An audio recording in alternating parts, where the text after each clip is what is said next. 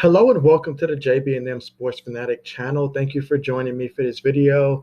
And the Washington football team, they're bringing in another veteran tight end by signing Ricky Seals-Jones, who just signed with the Washington football team, adding to an interesting tight ends room, so to speak. I mean, they already have Logan Thomas, they have Tamarick Hemingway, they have John Bates, Deion Yielder, Tyrone Swoops, Sammy Ways, and now Seals-Jones. And so yeah, they have a ton of tight ends, and some of these tight ends, they came out of college, or they were probably not expected to be tight ends, or perhaps they wasn't at the previous level, and so that some of them had to make the conversion from quarterback, such as Logan Thomas, and so yeah, there's just been a lot of interesting prospects that the Washington football team has at tight end, and so I mean, last year they was one of the worst offenses in the NFL, honestly, because they had one of the best defenses for the Washington football team, a top five defense, but an offense that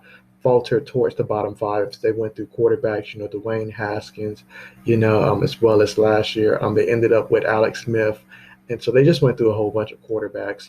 And so, but this year, there's a lot more optimism. Now they know, hey, they made the playoffs last year with defense alone. You add Ryan Fitzpatrick, and if they get what they think they're getting from him, hey, that's going to be really good right there. Kyle Allen, coming back from the injury that he had, as a backup, Taylor Haneke. I mean, they've got some pieces, and we all know about, Antonio Gibson, all of those guys there. And so, yeah, definitely. And the addition of Curtis Samuel, that was a big pickup, too. To pair him with Terry McLaurin as well, that is fantastic for the Washington football team. So there's a lot of hope this season, and they definitely do have a good chance at trying to repeat for the division chance. But it's going to be pretty much anybody's division who wants it. That's who will have it. And with the defense that they have, that is fantastic. But the focus particularly on the tight end room, yeah, that is going to be very interesting for them next year, as Logan Thomas seems to be the top tight end on the roster for them. And so, yeah, they're definitely going to want to get a little bit more production out of that tight end position. So we'll see if they've done enough to address that position. But definitely more competition to see who's going to end up, making the roster there for the Washington football team. But with that being said, the focus more so on Seals-Jones. He's been in the league now going back to 2017 when he came out of Texas A&M. He actually went undrafted, and I'll touch on his career at Texas A&M in a minute. But throughout the NFL, he started his first 2 years in 2017 and 2018 with the Arizona Cardinals. And throughout that span of 25 games that he suited up for, he got to start a total of 6 games for the Cardinals. He ended up with 46 receptions for 544 yards, averaging 11.8 yards per catch and 4 touchdowns throughout his 2 years at Arizona. And then he went to the Cleveland Browns in 2019, in which he would start 3 games, have 14 receptions for 229 yards and 4 receiving touchdowns. And so basically throughout that duration, he equivalently tied his like the total amount of touchdowns that he had in 2 years for the Cardinals in those 3 games for the Browns. And then he went on in 2020, spent some time with the Kansas City Chiefs. Obviously, he didn't start at tight end. They've got Travis Kelce there.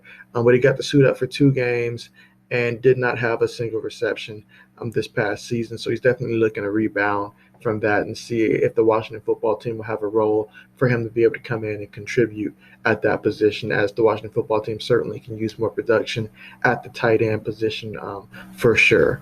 And so coming out of Texas A&M, he actually was a right receiver throughout that team. He came in, I believe, as a 5-star receiver actually when he joined Texas A&M. But in terms of numbers throughout his 4 years at Texas A&M, in his first year, he was didn't really play much.